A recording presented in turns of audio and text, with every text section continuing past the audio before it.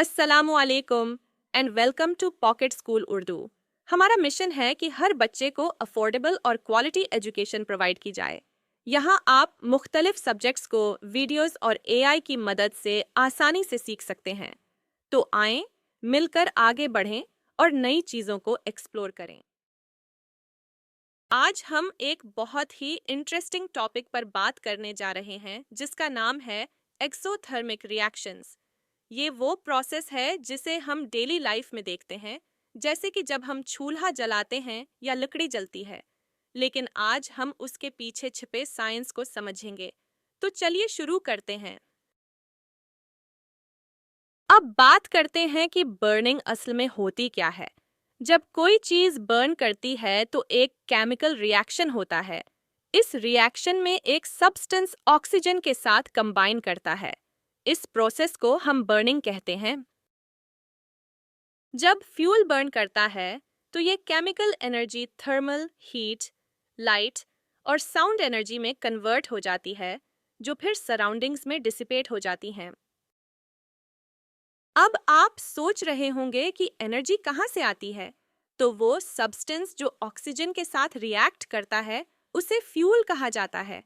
Fuel में chemical energy stored होती है, जैसे कि charcoal, wood, coal, natural gas और ऑयल। अब एक और इम्पॉर्टेंट टर्म को समझते हैं, कंबस्शन। कंबस्शन बेसिकली बर्निंग का दूसरा नाम है। जब हम फ्यूल को ऑक्सीजन के साथ बर्न करते हैं तो एटम्स रीअरेंज होते हैं और केमिकल एनर्जी थर्मल एनर्जी में कन्वर्ट हो जाती है, जिससे टेम्परेचर बढ़ जाता है। ऐसी केमिकल रिएक्शंस जिनमें थर्मल एनर्जी रिलीज होती है उन्हें एक्सोथर्मिक रिएक्शंस कहा जाता है। एक्सोथर्मिक का मतलब होता है हीट बाहर निकालने वाली, यानी जब कोई चीज बर्न करती है तो हीट बाहर निकलती है और हमें गर्माइश महसूस होती है। अब हम बात करते हैं कि कुछ और सब्सटेंसेस कैसे बर्न होते हैं। मिसाल के तौर पर हाइड्रोजन को फ्यूल के तौर पर इस्तेमाल किया जा सकता है, जैसे कि मॉडल रॉकेट्स में। हाइड्रोजन का कंबस्टन भी एक एक्सोथर्मिक रिएक्शन होता है, यानी हीट रिलीज होती है। जब हाइड्रोजन और ऑक्सीजन कंबाइन करते हैं तो वाटर बनता है और एनर्जी रिलीज होती है। ये energy kinetic, motion, thermal, heat, sound और लाइट एनर्जी में कन्वर्ट हो जाती है। अब जरा रॉकेट की मिसाल लें। जब हाइड्रोजन और ऑक्सीजन रिएक्ट करते हैं तो रॉकेट तेजी से ऊपर की तरफ शूट करता है, क्योंकि बहुत ज्यादा एनर्जी रिलीज होती है जो रॉकेट को मूव करती है। हाइड्रोजन कंबस्टन एनर्जी को मुख्तलिफ फॉर्म्स में कन्वर्ट करता है, जैसे कैनेटिक एनर्जी मोशन क्रिएट करती है, थर्मल एनर्जी हीट पैदा करती है और साउंड एनर्जी और लाइट एनर्जी। अब रॉकेट की एग्जाम्पल लें। जब हाइड्रोजन और ऑक्सीजन रिएक्ट करते हैं तो बहुत ज्यादा एनर्जी रिलीज होती है। ये एनर्जी रॉकेट को तेज स्पीड से ऊपर की तरफ धकेलती है। रॉकेट इंजन्स हाइड्रोजन कंबस्टन की वजह से काम करते हैं, जो एक पावरफुल और क्लीन एनर्जी सोर्स है और फ्यूचर में इसे मजीद एक्सप्लोर किया जा सकता है। अब एक और एग्जाम्पल लेते हैं, मैग्नीशियम का बर्निंग रिएक्शन। जब मैग्नीशियम बर्न होता है तो मैग्नीशियम ऑक्साइड बनता है और हीट और लाइट रिलीज होती हैं। ये भी एक एक्सोथर्मिक रिएक्शन होता है, क्योंकि हीट बाहर निकलती है। जब कोई सब्सटेंस ऑक्सीजन के साथ कंबाइन करता है और एक नया सब्सटेंस बनता है, जैसे मैग्नीशियम ऑक्साइड, तो इस प्रोसेस को ऑक्सीडेशन रिएक्शन कहते हैं। यानी ऑक्सीडेशन वो प्रोसेस होता है जिसमें कोई चीज ऑक्सीजन के साथ मिलकर एक नया कंपाउंड बनाती है।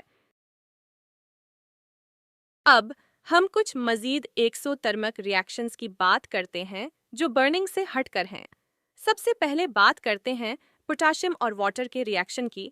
वाटर मॉलिक्यूल्स हाइड्रोजन और ऑक्सीजन एटम्स से मिलकर बनते हैं। जब पोटाशियम वाटर के साथ रिएक्ट करता है तो वाटर के अंदर मौजूद बॉन्ड्स ब्रेक हो जाते हैं और न्यू प्रोडक्ट्स बनते हैं, पोटाशियम हाइड्रोक्साइड और हाइड्रोजन गैस।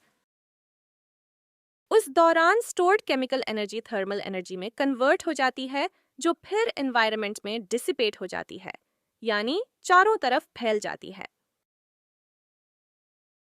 एक और एग्जाम्पल लेते हैं एसिड के साथ रिएक्शन की। अगर आप मैग्नीशियम को डाइल्यूट हाइड्रोक्लोरिक एसिड में डालें तो टेस्ट ट्यूब गर्म हो जाती है, क्योंकि ये भी एक एक्सोथर्मिक रिएक्शन होता है। उसका मतलब ये हुआ कि रिएक्शन के दौरान हीट रिलीज होती है जो टेस्ट ट्यूब को गर्म कर देती है। अब बात करते हैं टेम्परेचर राइज को मेजर करने की। सोफिया और मार्कस ने 10 cubic centimetres dilute hydrochloric acid लिया और उसका टेम्परेचर मेजर किया। फिर उन्होंने एक छोटा सा मैग्नीशियम रिबन एसिड में डाला और देखा कि रिएक्शन के बाद टेम्परेचर बढ़ गया था। ये इस बात का सबूत था कि रिएक्शन एक्सोथर्मिक था, क्योंकि हीट रिलीज हुई थी जिससे टेम्परेचर इंक्रीज हुआ था। तो आज हमने क्या सीखा? सबसे पहले हमने बर्निंग के बारे में जाना कि ये एक केमिकल रिएक्शन होता है जिसमें फ्यूल ऑक्सीजन के साथ रिएक्ट करता है और केमिकल एनर्जी थर्मल, लाइट और साउंड एनर्जी में कन्वर्ट हो जाती है। फिर हमने कंबस्शन के बारे में बात की, जो बर्निंग का दूसरा नाम होता है, और ये भी जाना कि ऐसे रिएक्शंस जिनमें हीट रिलीज होती है उन्हें एक्सोथर्मिक रिएक्शंस कहा जाता है। आखिर में हाइड्रोजन, मैग्नीशियम और पोटेशियम के एग्जाम्पल्स देखे कि कैसे ये सब्सटेंसेस ऑक्सीजन या वाटर के साथ रिएक्ट करते हैं और हीट रिलीज करते हैं।